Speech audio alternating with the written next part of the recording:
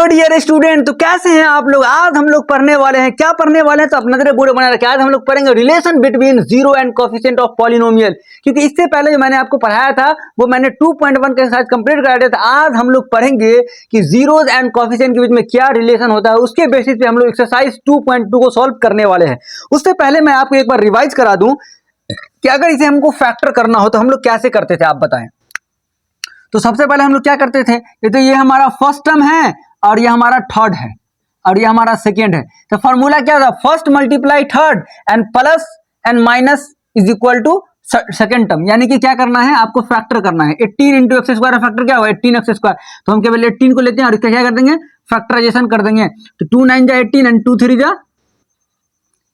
जा 9 हो गया। अब हमें इसको ऐसे सजाना है कि ऐड करने के बाद क्या आना चाहिए, 9x आना चाहिए और मल्टीप्लाई करने के बाद 18x स्क्वायर आना चाहिए। तो हम लोग क्या ले सकते हैं, 3 2 जा 6 और प्लस 3, क्योंकि 6 3 जा 18 भी हो जाएगा और ऐड कर दे तो 9 भी हो जाएगा। चलिए इसको हम ऐसे लिख देते हैं, x square plus 6x plus 3x plus 18 बराबर 0। कोई दिक्कत है यार, वही 9x था ना, इसे हमने क्या कर दिया 6x प्लस 3x में लिख दिया।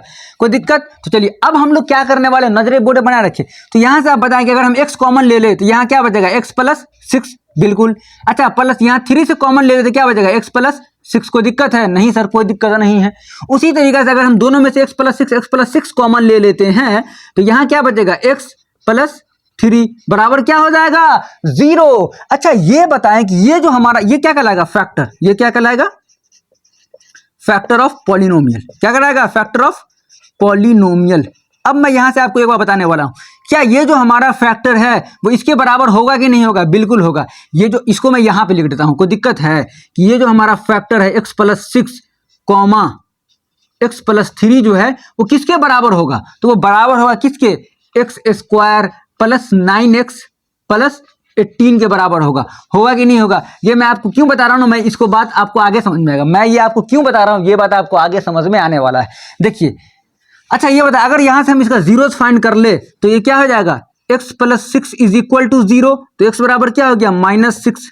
अच्छा कभी x प्लस 3 बराबर 0 तो x बराबर क्या हो जाएगा, -3। इतना बात समझ में आया। ये हमारा क्या कहलाएगा, 0। ये हमारा क्या कहलाएगा, 0। अच्छा अगर हमें जीरोस दिया हो, अगर इसको हमको इस फॉर्म में लिखना हो तो हम लोग क्या करेंगे, कुछ नहीं। कोई बोल रखा है कि जीरोस ऑफ पॉलिनोमियल 3,5 है, इसका मतलब ये है कि x माइनस 3 बराबर 0 रहा होगा, यानी x माइनस 3 और ये x माइनस 5 का फैक्टर, ये इसका फैक्टर होगा कि नहीं होगा, बिल्कुल होगा। और इस फैक्टर को मल्टीप्लाई कर देंगे तो हमें किसी भी चीज का इक्वेशन मिल जाएगा। इसका मतलब ये है कि ये जो 0 है ना, अगर 0 को फैक्टर के फॉर्म में लिखना हो तो इसे हम लोग क्या कर सकते हैं, x प्लस 6 यानी इधर ले आएंगे और x प्लस 3 लिख देंगे।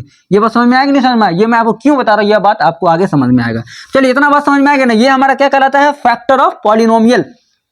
और फैक्टर ऑफ पॉलिनोमियल दिए गए पॉलिनोमियल के क्या होगा, बराबर होगा। और ये हमारा क्या कहलाता है, जीरोज ऑफ पॉलिनोमियल। अच्छा जीरोज ऑफ पॉलिनोमियल दे रखा हो, इसको हमको फैक्टर फॉर्म में लिखना हो तो क्या करेंगे, x को इधर लेके आएंगे, सॉरी -6 को, ये क्या हो जाएगा, प्लस हो जाएगा।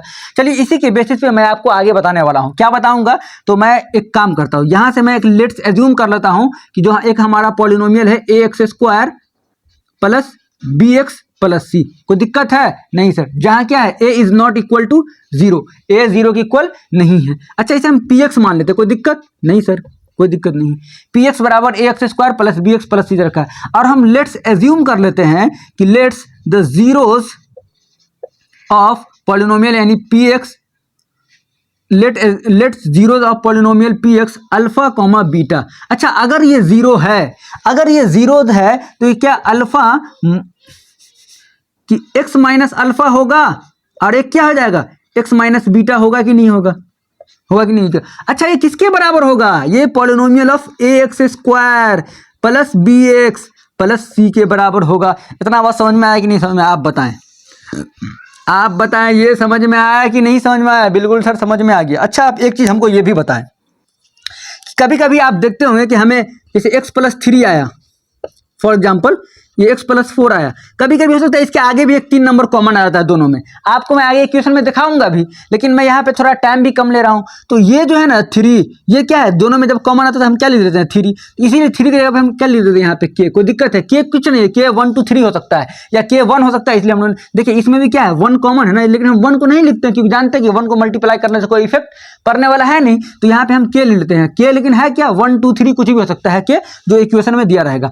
अब यहाँ से एक बात आपको समझाएं कि अगर हम यहाँ से ax square plus bx plus c को एज इट इज रहने देते हैं, अब हम लोग क्या करते हैं ना, पहले इसको मल्टीप्लाई कर देते हैं, क्या k को बाहर कर देते हैं, पहले इसको मल्टीप्लाई कर देते हैं। तो x इंटू एक्स क्या हो जाएगा एक्स स्क्वायर, अच्छा x into minus alpha beta, sorry minus beta क्या होगा x माइनस बीटा, अरे होगा कि नहीं होगा, बिल्कुल उस तरह से minus plus minus alpha into में क्या हो जाएगा x, अच्छा माइनस माइनस प्लस ये क्या हो जाएगा अल्फा बीटा।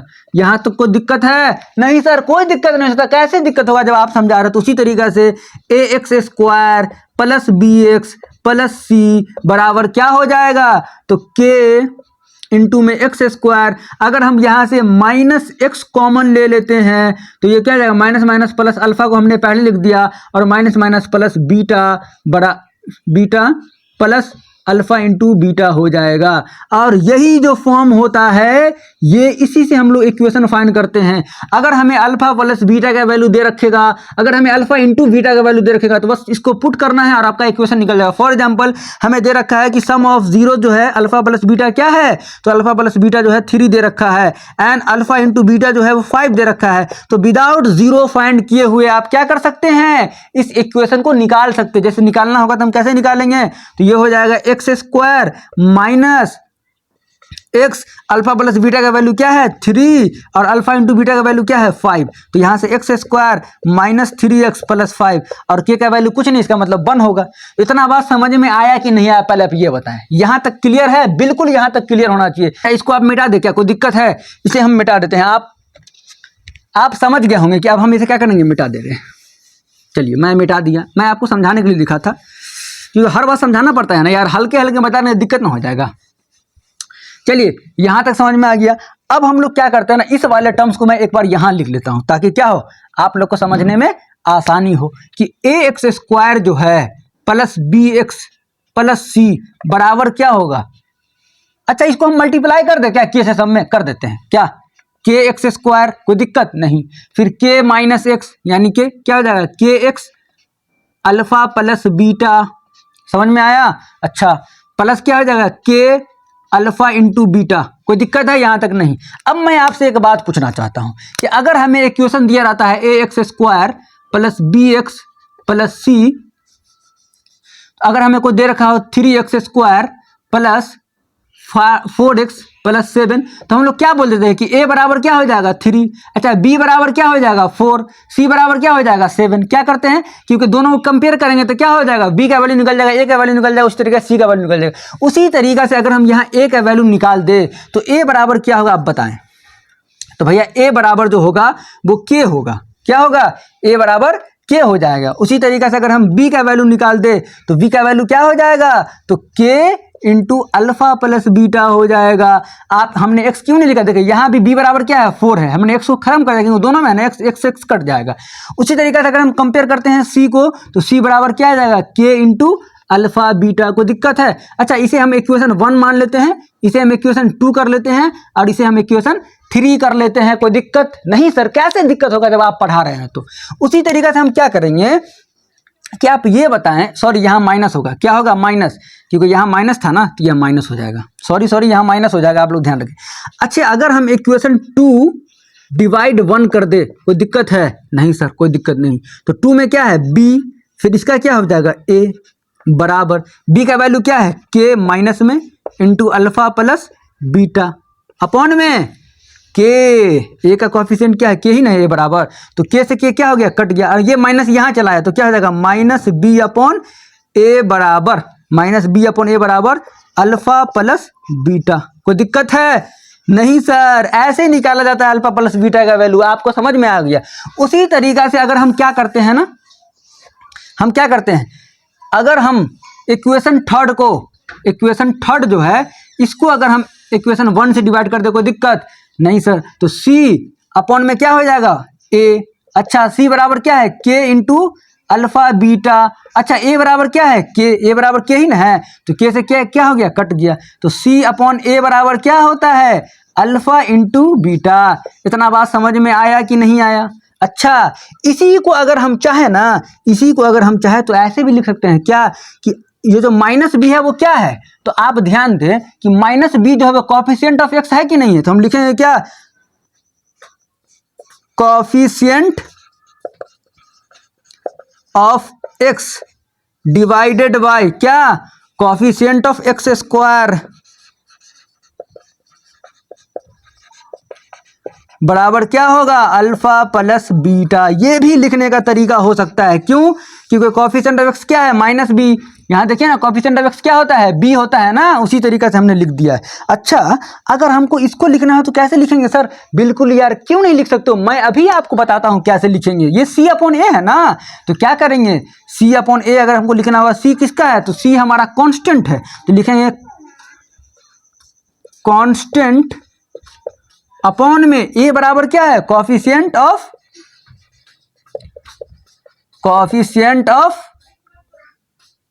एक्स स्क्वायर बराबर क्या होगा, अल्फा इंटू बीटा।